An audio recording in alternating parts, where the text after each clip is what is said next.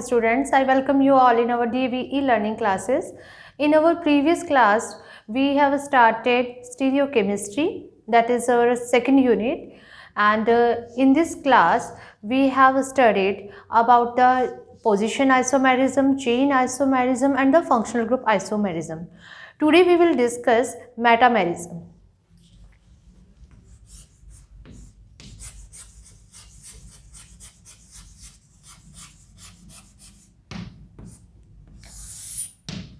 Metamerism में क्या होता है? तो मेटामेरिज्म में इसमें जो आइसोमर्स बनते हैं उन्हें हम कहते हैं मेटामर्स। तो मेटामर्स जो होंगे उनका मॉलिक्यूलर फार्मूला सेम होगा और उनका फंक्शनल ग्रुप भी सेम होगा। क्या होगा? जो मेटामर्स जो होंगे, मेटामर्स पोजेस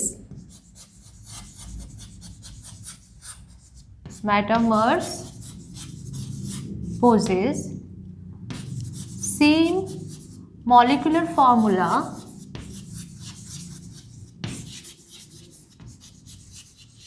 यानी मेटामर्स का मॉलिक्यूलर फार्मूला सेम होगा।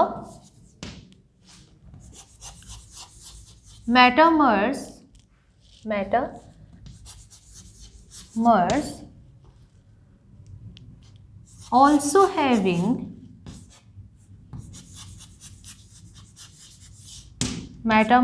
also having same functional group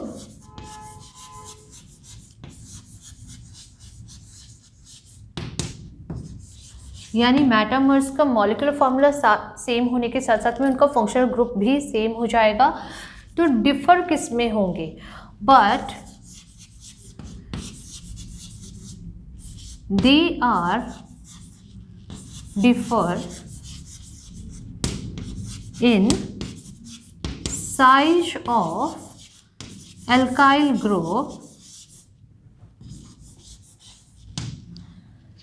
और ये अल्काइल ग्रुप का कौन सा साइज की बात कर रहे हैं या कौन से अल्काइल ग्रुप की बात कर रहे हैं? The alkyl group which attached on the polyvalent atom, या फिर हम लिख सकते हैं size of alkyl group on either side of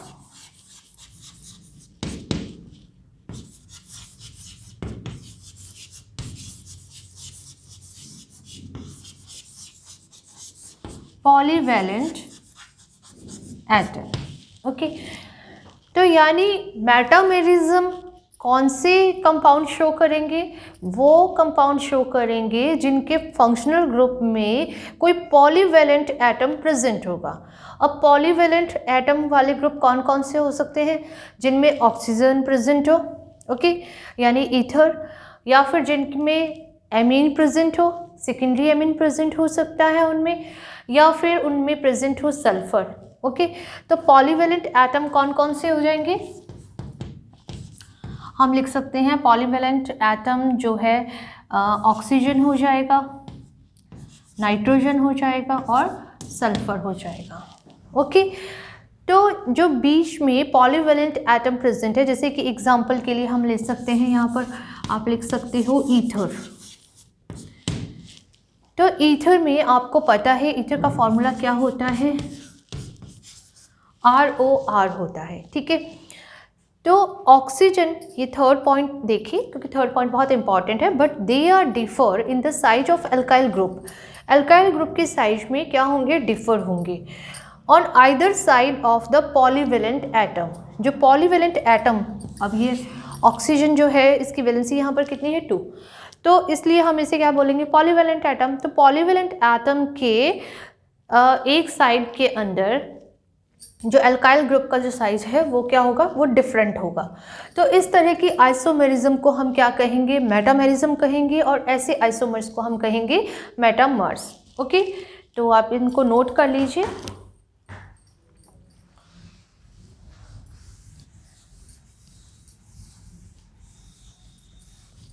इसे हम समझते हैं ईथर के एग्जाम्पल से। CH3, CH2O, CH2 और ये है CH3, ठीक है। तो ये क्या है? This is a di ethyl ether. क्या नाम है इसका? This is a di ethyl ether. दोनों तरफ इथाइल ग्रुप प्रेजेंट है। ओके, अब इसका आइसोमर क्या बन सकता है, CH3O, और ये क्या हो जाएगा, CH2 CH2 CH3। ठीक है, क्या हो जाएगा, मिथाइल प्रोपाइल ईथर, ऐसे भी हो सकता है। और क्या बन सकता है, ये बन सकता है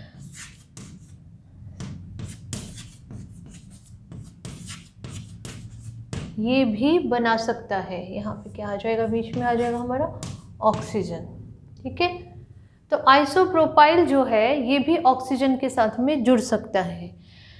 तो अब यहाँ पर अब आपने देखना है कि क्या ये सभी मेटामर्स हैं।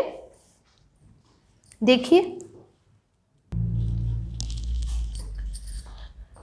तो देखिए इन तीनों एग्जाम्पल में हमें दिख रहा है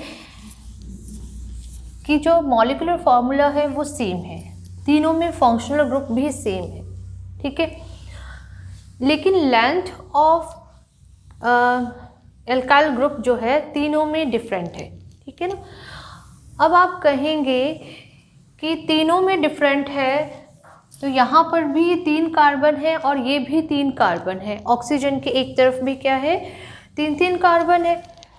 लेकिन ये जो है क्या है, ये इसका नाम है मिथाइल एंड प्रोपाइल ईथर, यानी यहाँ पर जो चेन जो है वो कितने की है, 3 कार्बन की चेन है।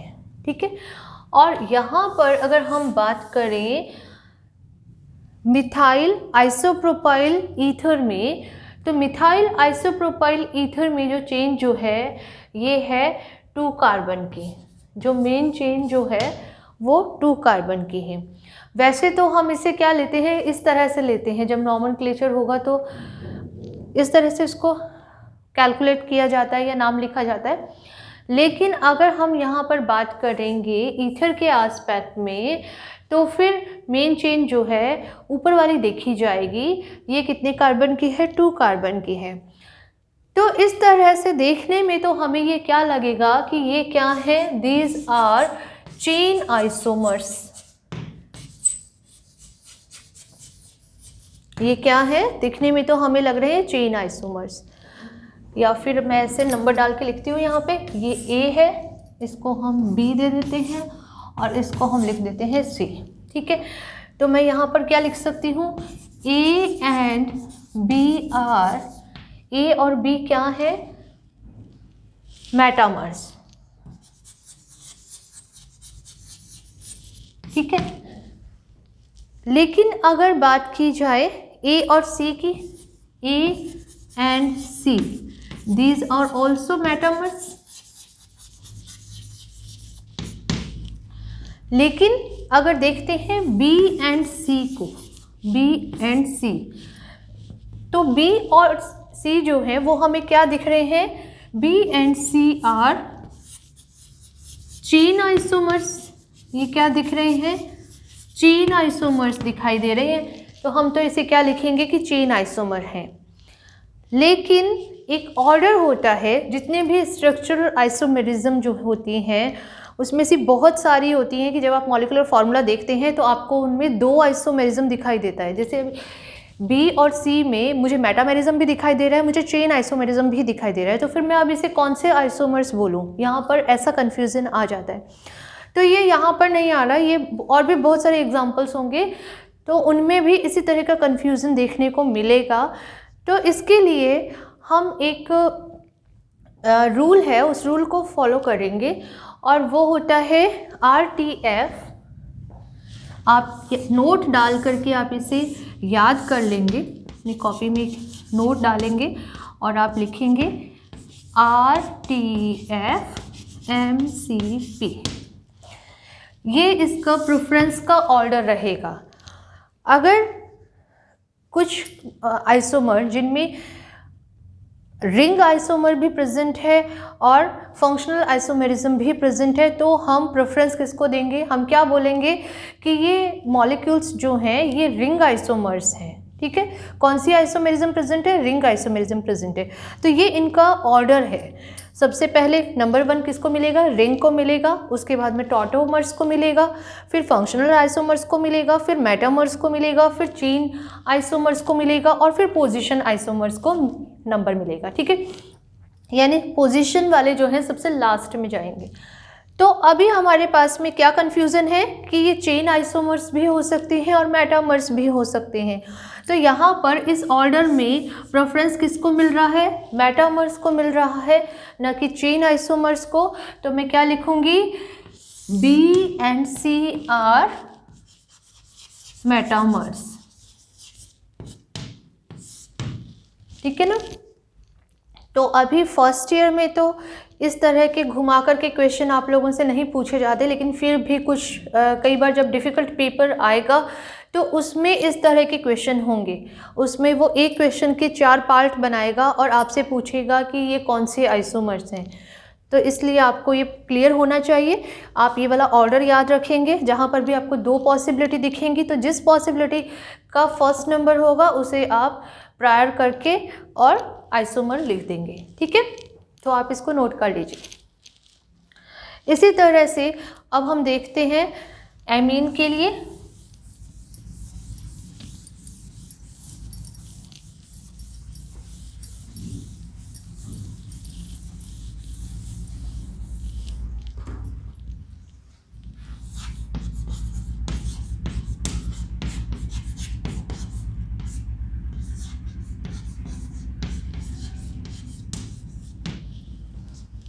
ये एक सेकेंडरी एमीन है, तो इसका क्या नाम है, this is a di ethyl amine.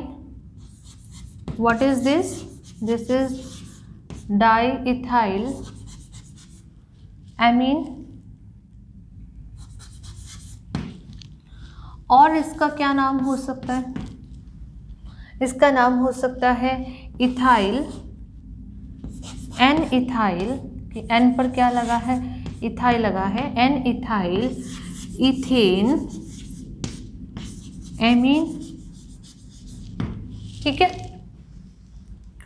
तो इसके लिए भी ठीक इसी तरह से आइसोमर आप बना सकते हैं। ये हमारा हो गया है एग्जाम्पल 1 और ये हो गया है एग्जाम्पल 2। ठीक है, इसमें भी आप सभी के नेम्स लिख लीजिएगा। अब इसका और क्या नाम हो सकता है, लिख लिया हमने, एनिथाइल इथेन एमीन। ठीक है, अब इसका सेकंड जो आइसोमर बनेगा वो क्या बनेगा, CH3NH, देन CH2 और फिर आ जाएगा CH3। ठीक है, तो ये क्या हो जाएगा, this is n methyl,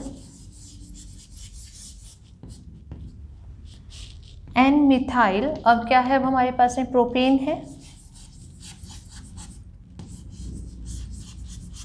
propane. और अगर यहाँ से नंबरिंग भी देना चाहे तो हम नंबरिंग भी दे सकते हैं।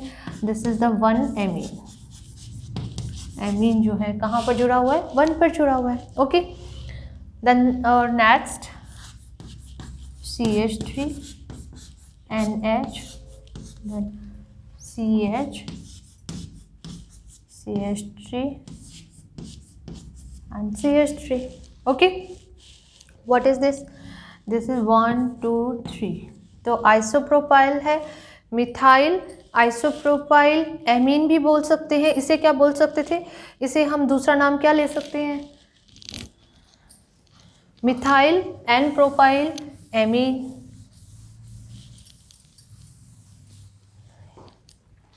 इसे क्या लिख सकते हैं, मिथाइल, यहाँ पर मैं और लगा के लिख देती हूँ, और दूसरा नाम हो जाएगा मिथाइल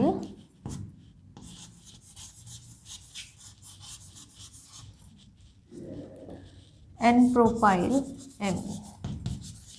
ठीक है, और इसका नाम क्या हो जाएगा, this is a methyl isopropyl amine and the methyl two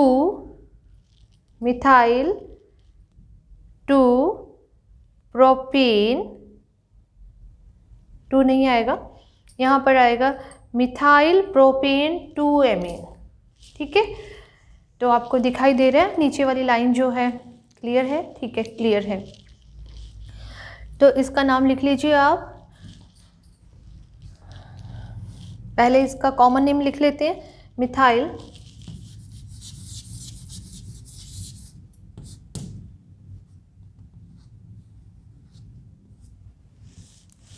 methyl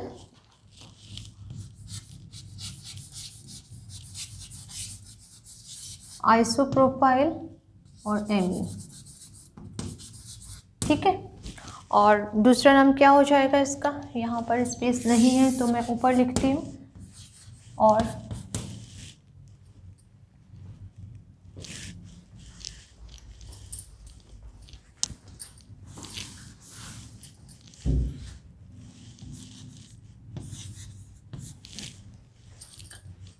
methyl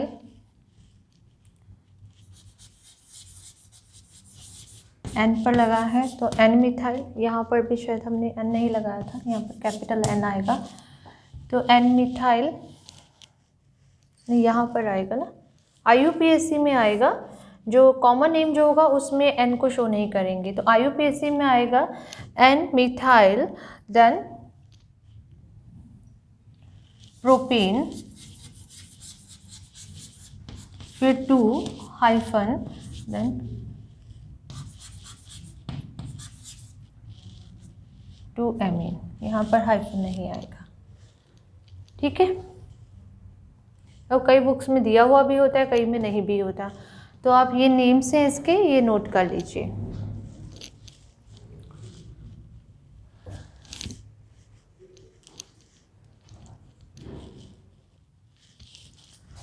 तो ये 2 एग्जाम्पल आप लोगों ने देख लिए, और एक कार्बोनाइल ग्रुप का भी एग्जाम्पल ले लेते हैं, बिल्कुल ऐसा ही बनेगा उसमें भी।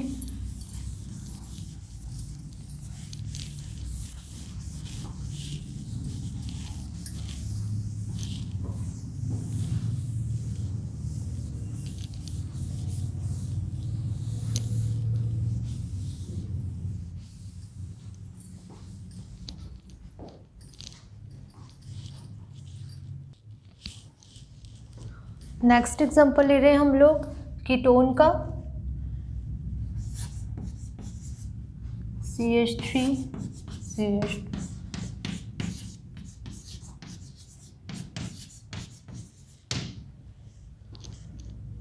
तो साथ साथ में नाम लिख लेते हैं हम इसका, this is a di ethyl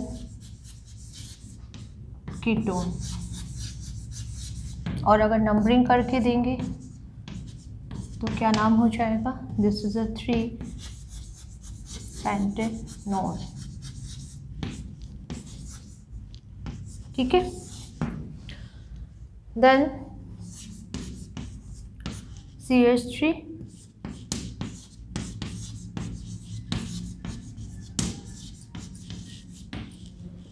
तो अब इसका क्या नाम हो जाएगा, methyl n propyl ketone, methyl n propyl ketone, ठीक है। और हम इसको अगर IUPAC नॉमेनक्लेचर देंगे तो क्या हो जाएगा, ये पोजीशन नंबर 1 है, ये 2 3 4 5, so this is a 2 pentanol, hyphen आएगा यहाँ पर, ठीक है। और फिर थर्ड एग्जांपल लेते हैं,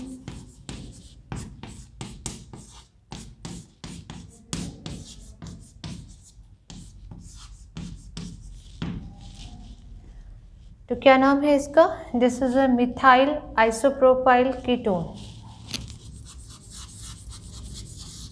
मिथाइल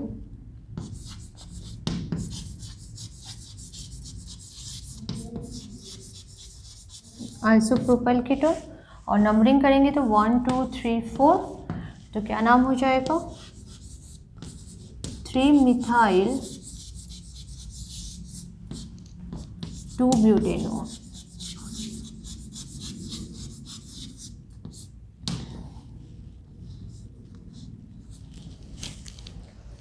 तो ये भी सभी किसके एग्जाम्पल हैं, मेटामेरिज्म के एग्जाम्पल हैं।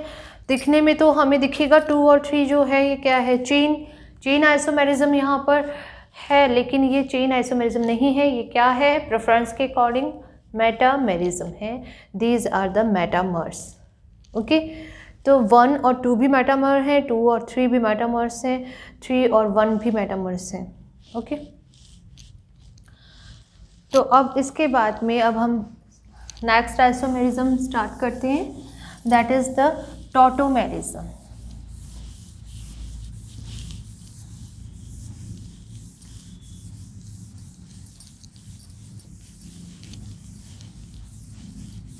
टॉटोमेरिज्म भी स्टार्ट करने से पहले मैं आपको एक DBE रूल बताना चाहूँगी। इसमें कैलकुलेट किया जाता है कि नंबर ऑफ डबल बॉन्ड कितने हैं, किसी मॉलिक्यूल में नंबर ऑफ डबल बॉन्ड कितने प्रेजेंट है। तो इसे कैसे कैलकुलेट करते हैं, इसे कहते हैं DBE से। सपोज़ हमें अगर कोई कहीं पर मॉलिक्यूलर फार्मूला मिल जाता है और मॉलिक्यूलर फार्मूला जो है उससे हमने आइसोमर्स बनाने हैं, तो आइसोमर्स जब हम बना रहे हैं तो उन आइसोमर्स में डबल बॉन्ड है या नहीं, तो उसका कैसे पता लगाया जाए। तो उस क्योंकि इनोल भी हो सकता है ना, इनोल यानी जहाँ पर OH भी प्रेजेंट है और डबल बॉन्ड E भी प्रेजेंट है। ये टॉटोमेरिज्म से पहले ही हम डिस्कस कर लेते हैं, क्योंकि अगर ये कंसेप्ट क्लियर हो जाएगा तो आगे भी हमें ईजी रहेगा। तो इसलिए देखिए DBE क्या है। DBE को कैसे कैलकुलेट करते हैं, नंबर ऑफ कार्बन एटम्स, ठीक है, minus number of hydrogen atom divided by 2 and plus number of nitrogen atom divided by 2 और प्लस 1। तो ये एक फॉर्मूला होता है हमारे पास में, और इस फॉर्मूले के थ्रू हम कैलकुलेट कर लेते हैं कि कंपाउंड में या मॉलिक्यूल में कितने डबल बॉन्ड प्रेजेंट हैं। अब फॉर एग्जांपल हम ले रहे हैं C3H9N। हमें कोई मॉलिक्यूलर फार्मूला दे दिया है और हमें कहा जा रहा है कि इसके आइसोमर्स बनाओ, ठीक है। तो इसके आइसोमर्स बनाने से पहले हम लोग क्या करते हैं, हम DBE के थ्रू डबल बॉन्ड को देख लेते हैं कि कितने डबल बॉन्ड यहाँ पर प्रेजेंट हैं।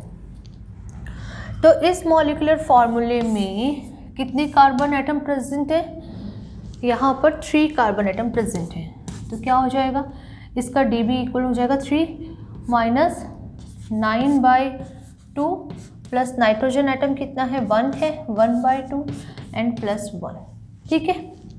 तो ये कितना आ जाएगा, 3 माइनस 4.5 प्लस 0.5 प्लस 1। तो ये हो जाएगा 3 और 1 वैसे 4 हो जाएगा, तो प्लस का 4 हो जाएगा, और ये कितना हो जाएगा, माइनस का 4, तो इक्वल्स टू 0। तो यानी इस मॉलिक्यूलर फार्मूले में कोई भी डबल बॉन्ड प्रेजेंट नहीं है, ठीक है। और फिर अब हम इसके आइसोमर बनाने शुरू करते हैं। अब जैसे अगर ये वाला फार्मूला है तो इसके हम आइसोमर कैसे बना सकते हैं, 3 कार्बन है, तो पहले हम बनाएं CH3 CH2 CH2 और NH2, ठीक है। सबसे सिंपलेस्ट जो बनेगा वो बनेगा CH3 CH2 CH2 NH2। तो कितने कार्बन है, 3 कार्बन है, कार्बन इक्वल्स टू 3 हो गए पूरे।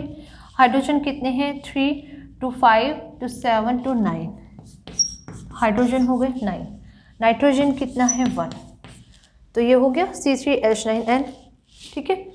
तो एक मॉलिक्यूल तो इसका ये हो सकता है। देन नेक्स्ट और क्या बन सकता है, यहाँ पे देखिए CH3 CH और NH2 ग्रुप आ जाए यहाँ पर, तो ये क्या हो जाएगा, ये हो जाएगा CH3, ठीक है। तो ये 2 आइसोमर बन गए। फंक्शनल ग्रुप की पोजीशन जो थी यहाँ पर कितने पर थी, 1 पर थी, और यहाँ पर फंक्शनल ग्रुप की पोजीशन कहाँ पर आ गई है, 2 पर आ गई है। तो कौन सा आइसोमेरिज्म हो गया, पोजीशन आइसोमेरिज्म हो गया, क्योंकि फंक्शनल ग्रुप की पोजीशन चेंज हुई है, ठीक है ना। फंक्शनल आइसोमेरिज्म क्या था, फंक्शनल आइसोमेरिज्म में तो अल्कोहल जो था वो ईथर के साथ में फंक्शनल आइसोमेरिज्म शो कर रहा था। मॉलिक्यूलर फॉर्मूला सेम था लेकिन फंक्शनल ग्रुप ही अलग अलग थे, ठीक है। और पोजीशन आइसोमेरिज्म में क्या होता है, फंक्शनल ग्रुप जो है वो अपनी पोजीशन को चेंज कर लेगा। तो ये वाला तो क्या बन गया, this is a propane 1 amine, और ये वाला जो बन जाएगा that is a propane 2 amine बन गया। ठीक है, इसके अलावा और क्या बन सकता है? अब आप कहेंगे कि यहाँ पर भी लगा लिया और यहाँ पर लगाएंगे तो भी एक बात है, बीच में भी लगा लिया तो अब इसके अलावा कुछ नहीं बन सकता है ना। इस फॉर्मूले से इसके अलावा और कुछ नहीं बन सकता? बन सकता है। क्या बन सकता है देखते हैं।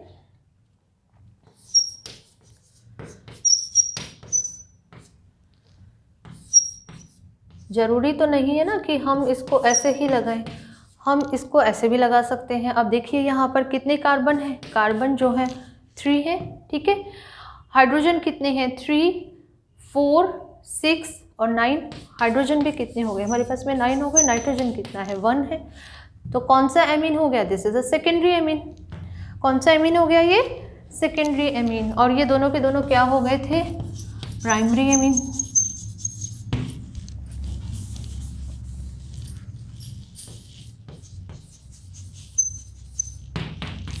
ठीक है, अब देखिए इसमें और क्या चेंज हो सकता है। सेकेंडरी एमीन के अलावा हम और क्या बना सकते हैं? हम यहाँ पर बना सकते हैं, मतलब इसको चाहे इधर लगाओ चाहे इधर लगाओ, ये हमेशा रहेगा क्या? मिथाइल एथाइल एमीन ही रहेगा। ठीक है ना, या फिर आप इसका क्या नाम दे दोगे? मिथाइल एथेन और 1 एमीन, ये भी हो सकता है। अब देखिए और क्या बन सकता है इसका बन जाएगा टर्शरी एमीन। अब टर्शरी एमीन जो है फंक्शनल ग्रुप क्या हो गया? सेकेंडरी एमीन था और ये क्या हो गया? टर्शरी एमीन हो गया। यहाँ पर भी देखो कार्बन कितने हैं? 3 है, 1 2 3। और हाइड्रोजन कितने हैं? हाइड्रोजन है 3 6 9। और नाइट्रोजन कितना है? नाइट्रोजन जो है वो 1 है। ठीक है, तो यानी ये भी क्या कर रहा है? मॉलिक्यूलर फॉर्मूले को फॉलो कर रहा है। दैट वाज द C3H9 और N। ठीक है, ये वाला फार्मूला जो था, तो यानी इस वाले फार्मूले से ये भी आइसोमर बन सकता है। तो ये वाला एमीन कौन सा है? ये एमीन जो है टर्शरी एमीन है। ठीक है, N ट्राइमिथाइल एमीन है। So this is the tertiary amine. तो दोनों के फंक्शनल ग्रुप अलग है, तो ये कौन से आइसोमर्स हैं? These are functional isomers. कौन से आइसोमर है? These are functional isomers. तो आपसे एग्ज़ाम में इस तरह से क्वेश्चंस पूछे जा सकते हैं। तो ऐसे क्वेश्चन अटेम्प्ट करने के लिए आप लोगों का बेसिक कंसेप्ट जो है वो क्लियर होना बहुत ज़रूरी है। ठीक है,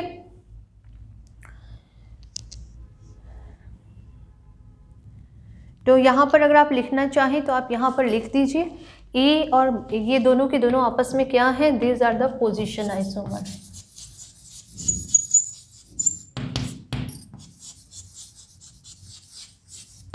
ठीक है, और अगर मैं नंबरिंग डाल दूँ ना, अगर इसको मैं दे दूँ 1, ये 2, ये 3 और इसको हम नंबर दे देते हैं 4।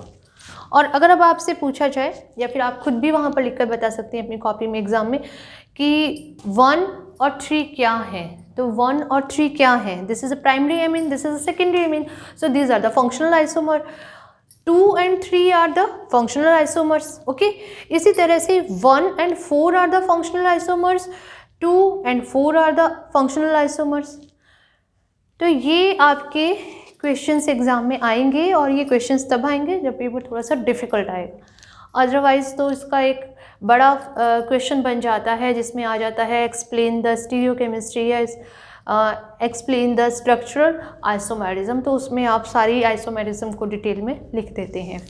लेकिन फिर भी लास्ट ईयर्स में कुछ जब आप क्वेश्चन पेपर उठाएंगे तो आप देखेंगे कि जहाँ पर भी इंटेलेक्चुअल लेवल वाला क्वेश्चन पेपर आएगा तो फिर आपसे इस तरह के क्वेश्चंस पूछे जाएंगे। तो हमने इस पोर्शन से किसी भी क्वेश्चन को मिस नहीं करना है। ठीक है, इसके अलावा मैंने जो यूनिट फर्स्ट जो आप लोगों को करवाया है वो यूनिट फर्स्ट मैंने आपको 99.5% कंप्लीट करवाया है। ठीक है ना, तो आप लोगों ने 100% उसको रेडी करना है। जैसा मैंने बोला कि उसमें हमारा क्लैथरेट और इंक्लूजन एक छोटा सा टॉपिक रह गया, वो भी छोटा सा टॉपिक भी एक क्लास ले रहा था, तो इसलिए मैंने एक बार उसको रखा है साइड में। और ऐसी कोई बड़ी बात नहीं है उसमें कि आपको समझ में नहीं आएगा, बहुत इजी होता है। एक केज लाइक मॉलिक्यूल्स होते हैं, हर केज की कैविटी फिक्स होती है और उसमें आकर के मेटल एटम्स जो होते हैं, मेटल आयंस जो होते हैं पॉजिटिवली चार्ज वाले, वो आकर के फिक्स हो जाते हैं। आयन डाइपोल इंटरेक्शन हो सकता है बीच में कैविटी और मेटल के बीच में, या फिर आयन डाइपोल इंटरेक्शन के अलावा डाइपोल डाइपोल इंटरेक्शन भी हो सकता है, ठीक है ना। मेजरली देखने को हमें आयन डाइपोल इंटरेक्शन मिलेगा, तो उस अट्रैक्टिव फोर्स से वो केजेस के अंदर मेटल एटम्स जो हैं आकर के फिक्स हो जाते हैं। तो बस उसी के कुछ आगे एग्जांपल्स हैं। यही सब कुछ क्लैथरेट, मतलब एक ही कंसेप्ट जो है क्लैथरेट और इंक्लूजन कंपाउंड्स पर अप्लाई होता है। तो इसको लेकर के आप लोग एक शॉर्ट नोट रेडी कीजिए और मुझे आप जो हमारा ऐप जो है उसके अंदर आप इसको सेंड कीजिए, ठीक है। तो ये आप समझ लीजिए कि आप लोगों का एक होमवर्क ही है। अगर आप ये वाला होमवर्क पूरा कर लेते हैं तो इसका मतलब है कि 100% हमारा फर्स्ट यूनिट कवर हो गया है। और इस यूनिट में से हमें क्या करना है, इस यूनिट में हमें मिलेंगे 2 छोटे क्वेश्चन जो कि आएंगे सेक्शन ए में, ठीक है। 2 मिलेंगे हमें मीडियम साइज़ के क्वेश्चन जो कि आएंगे सेक्शन बी में, और एक क्वेश्चन मिलेगा हमें फुल मार्क्स 5 मार्क्स का बड़ा क्वेश्चन, ठीक है ना, सेक्शन सी का। तो यूनिट फर्स्ट से हमने ये सारे क्वेश्चन अटेम्प्ट करने हैं। जो सेक्शन बी का क्वेश्चन होगा उसमें चॉइस आपको मिलेगी, तो जो आपको लगे कि बहुत अच्छा मैं प्रेजेंट कर पा रही हूँ, बहुत अच्छा स्कोरिंग क्वेश्चन है, तो उसको आप ज़रूर से अटेम्प्ट कीजिए, क्योंकि ये भी आपको डिसाइड करना पड़ेगा कि कैसा क्वेश्चन है। तो इसलिए मैं आपको कहूँगी कि यूनिट फर्स्ट में हम कोई भी चॉइस नहीं रखेंगे, हम पूरा A to Z अच्छे से उसको लर्न करेंगे, ठीक है ना। तो यूनिट फर्स्ट को आप अच्छे से कर लीजिए, उसके बाद में हम ये कर रहे हैं हमारा स्टीरियो, तो इसको भी आप कंसेप्चुअल पॉइंट ऑफ व्यू से भी अटेम्प्ट करते जाइए। तो पेपर ऐसा कोई डिफ़िकल्ट भी नहीं आता कि जिसको आप कर ना पाएँ। Okay, thank you students.